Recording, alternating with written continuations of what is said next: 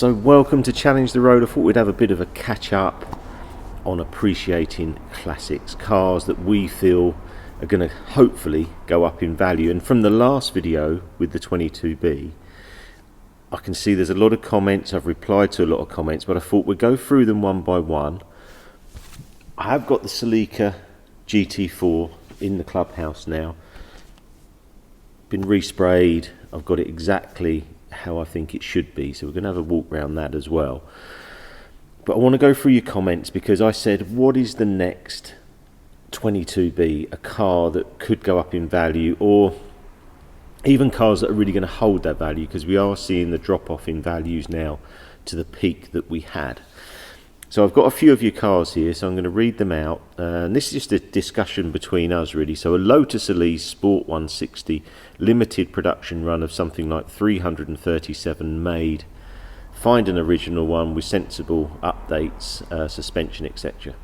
I really like the Lotus Elise, especially the early ones. I did actually, after this comment, have a look round. There's some nice cars there. Yes, I do feel that's a good one. I would say Mark II Focus RS 500. That is another car I have looked at purchasing. They have gone up a lot. They were, I think, around 100, but I know they've come back from there. So that could be another one. 22B, we spoke about. Ford from Generations. Let's have a read. Manual gearboxes, that's another thing. 964 Porsches. Just lots of bits there on what is the future investment. Is it manual? Most of these cars back in the day were manual. Oh, 992 GT3 RS on Auto Trader for 235.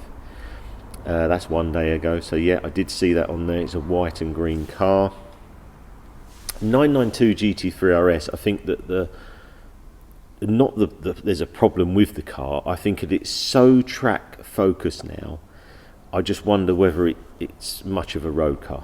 And I know these were built as track cars, but if you looked at a 997 GT3 RS, I think that's more of a road car than a track car. And I think this 992 has gone so far with the aero, I see it that it's a track built, almost cup car. Also, there's quite a lot of them, and I think that's going to cause a problem with the values. Impreza, again, we spoke about Imprezas.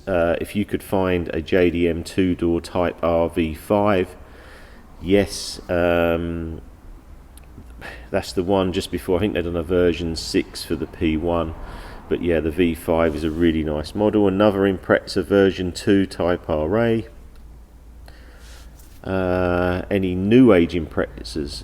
Now, there were some comments about the WR and stuff as well, and that's a car I've looked at. But I don't know if the McRae thing builds these values. And I know Solberg won in 2003 the World Championship. I'm just not sure it's got the following as the McRae ones.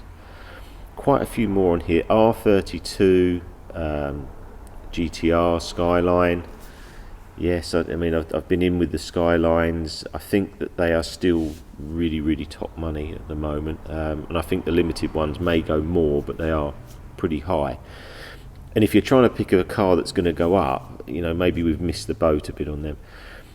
Golf R32 Mark IV, I really, really like those cars. Has to be the launch 3-door in blue. Yeah, I agree with that. Manual Porsches, we know. Yeah, R32 again, Golf Mark IV. And other cars had Impreza P1WR, so the Mark 1 Elise, Impreza P1. Yeah, I've got the original Impreza P1 brochure here actually. M3 CSL, another car I really like, 444 made, I think. But it just had that automatic gearbox. Does that hold it back? I think it does. We'll now go on to this GT4, and I'll explain a bit on the numbers of this car, and then we'll have a little walk round. You know what I do love is when you get the brochures. Like I've got the Focus RS brochure, this brochure, I've got the P1, M3. I like looking back at stuff like this because it gives me the idea of these cars and how limited they were. But we did say I really want cars with under 500 made. There were 5,000 made of this Celica Carlos Sainz, but it is one of the most successful rally cars of all time. This Toyota Celica, I think it won 4 world championships. And then obviously it went on to the newer model. But if we read through this, if you belong to a select group of true driving enthusiasts, watching former World Rally champion Carlos Sainz race the amazing new Celica GT4 will simply not be enough. You'll want to share in the full-bodied exhilaration of controlling the immense power of an astonishing and highly desirable machine with aerodynamic elegance to match its incredible performance. We go into the performance. It's not so incredible now, but maybe at the time. With the arrival in the early part of 1992 of the 440 unique limited edition GT4s. So there were 5,000 total, but 440 for the UK. I couldn't find very many for sale that I wanted, and it's taken me a long time to get this one. It was a 2-owner, 57,000 mile car. So it's a 2-litre, 16-valve, 205 horsepower, which is not a lot now. I did take it for a drive actually. You have to really rev it to get going, but actually felt nice doing that on the road. Felt like you had to really get going. ABS, 4-wheel drive, as you would expect from a rally replica.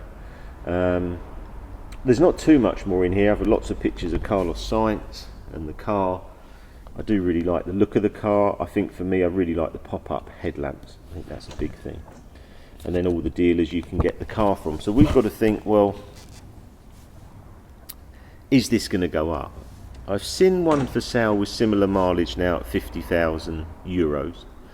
So probably £40,000. We paid 16 for the car, and if you look back, obviously it had some paint, and I decided to respray the whole car, which I've done.